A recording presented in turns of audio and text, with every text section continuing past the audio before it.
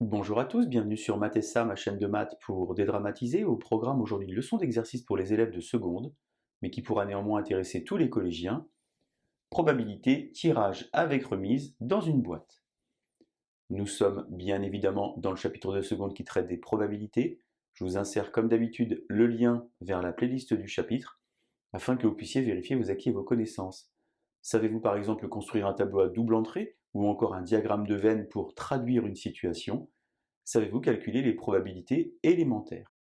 On a donc aujourd'hui un exercice relativement simple, la donnée d'une boîte dans laquelle il y a 7 boules vertes et 3 boules rouges.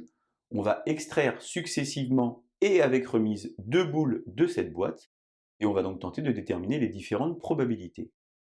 Si vous vous sentez suffisamment à l'aise, comme d'habitude, je vous propose donc de mettre la vidéo en pause. Vous allez donc tenter de compléter le tableau que j'ai préparé pour vous et on se retrouve évidemment juste après pour la correction. Allez, un brouillon, un crayon, et c'est parti. Alors lorsqu'on traite un exercice de mathématiques, et en particulier un exercice de probabilité, ce qu'il est important de faire au départ, c'est de modéliser la situation. C'est la raison pour laquelle, si dans l'énoncé c'est pas déjà fait, vous devez nommer des événements. On va donc nommer V1 l'événement, la première boule extraite est une boule verte, et V2 l'événement, la deuxième boule extraite est une boule verte. Il n'est pas nécessaire de noter par exemple l'événement R1 ou l'événement R2, car finalement, R1, c'est l'événement contraire de V1. On va maintenant construire un joli arbre de probabilité. Je vous rappelle le vocabulaire et je vous insère surtout la vidéo de Mathessa qui traite de vocabulaire de probabilité si vous n'êtes pas encore au point. Ceci, ça s'appelle un arbre de probabilité. Ceci, ça s'appelle une branche. Ici, j'ai un chemin. Et à cet endroit-là, j'ai ce qu'on appelle des nœuds. On peut nommer au pied de l'arbre ici oméga. Et par exemple, en haut, dire que je vais piocher la première boule qui est verte. Dans ma boîte, j'ai donc ici 7 boules vertes et 3 boules rouges. Finalement, 7 dixièmes. Ici, j'ai donc le contraire de V1, que je note V1 bar. Dans ma boîte, j'ai maintenant toujours 7 boules vertes et 3 boules rouges. 3 dixièmes. Une fois que j'ai extrait la boule et que j'ai noté sa couleur, je la remets dans la boîte. Et j'ai donc ici maintenant pour piocher soit V2, soit V2 bar, soit V2, soit V2 bar. Mais ici, ce qui se passe, c'est que je remets la boule dans la boîte. Ça veut donc dire, et c'est très important, que la composition de la boîte ne change pas d'un tirage à l'autre. En d'autres termes, et vous verrez ça en classe de première spécialité, les événements vont être indépendants. Ce qui s'est passé avant n'aura pas d'influence sur ce qui va se passer après, contrairement à mon exercice sur les boîtes de chocolat, dont je vous insère évidemment le lien.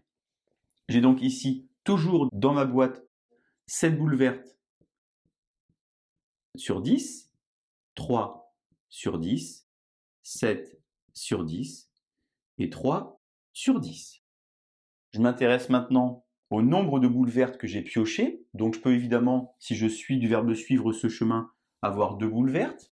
Ou bien ici, 2 boules rouges, c'est-à-dire finalement 0 boule verte. Et ici, une boule verte. Et ici, une boule verte. Finalement, l'univers des possibles, c'est 0, 1 et 2. Maintenant que j'ai fait ça, maintenant que j'ai traduit la situation, eh bien, je vais pouvoir compléter la loi de probabilité en nommant évidemment ici 0 pour la première issue, 1 ou 2. Alors 0 boule verte, eh bien c'est rouge, rouge, principe multiplicatif, je multiplie les probabilités que je rencontre sur le chemin, 3 dixièmes fois 3 dixièmes, j'ai donc ici 9 centièmes. Le plus facile à faire, évidemment, c'est 2 boules vertes, principe multiplicatif, 7 dixièmes fois 7 dixièmes, 49 centièmes.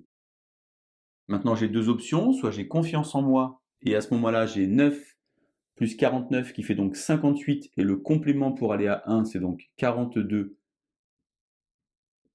centièmes.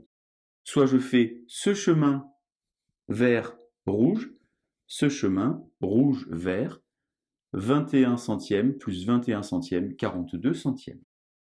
Il est important de remarquer ici qu'il n'y a pas d'équiprobabilité. Les trois issues élémentaires de ma situation n'ont pas la même probabilité d'arriver. Alors j'ai rajouté en dessous deux événements et calculé leur probabilité. D'abord l'événement A piocher au moins une boule verte, ça veut donc dire soit une boule verte, soit deux boules vertes. Je vais donc ajouter ici les deux probabilités des événements élémentaires, une boule verte, deux boules vertes. Si je fais la somme, j'obtiens évidemment 91 centièmes. Deuxième événement maintenant, l'événement B, piocher deux boules de la même couleur. Donc soit j'ai deux rouges ou deux vertes.